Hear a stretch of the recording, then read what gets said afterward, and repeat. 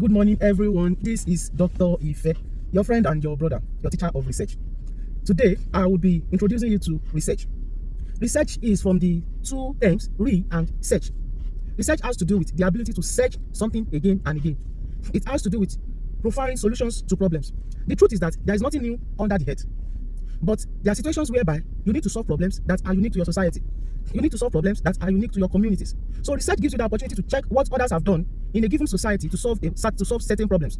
So based on what they've done in the context of their geographical scope, you can apply the same thing to yours. In fact, there might be different context to your application.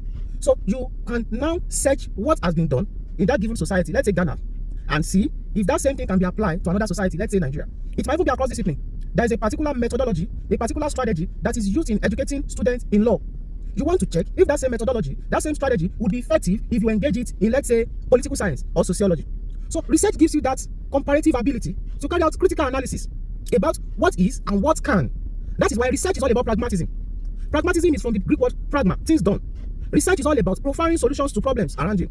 It has to do with curiosity, ability to ask questions. And when you are done asking questions, what are the innovations you want to bring on board?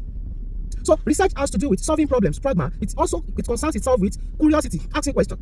So as a researcher, in quote, even as a layman researcher who don't have a master's degree or PhD degree, if you're someone that asks questions, there's a very high tendency that if you go for your degrees, you'll become a professional researcher. As a researcher, you are someone that wants to know more about the things around you. You want to know why. You want to know why A is A and why B is B. That is why there are important disciplines that are not unconnected with research. Talk about philosophy, talk about psychology. These are important courses that cannot be undermined in research. Over time, when I take you through this journey, you will understand more how some of these subjects relate with research. For example, your methodology chapter, there's philosophical approach, epistemology, ontology, the likes of realism and the likes. So research has to do with the collective ability of yours to ensure that questions are asked to get solutions to those questions. You see, in chapter 1 of research, you have your aim of the study, your main aim of the study, and you have specific objectives. After what, you have your research questions. In some research, you have hypotheses. Depending on the type of research you are carrying out, you have your hypothesis. So it shows that those questions that you set at the beginning of your research, they go a long way in determining what the value, the significance of your research is to a given society, to a given environment.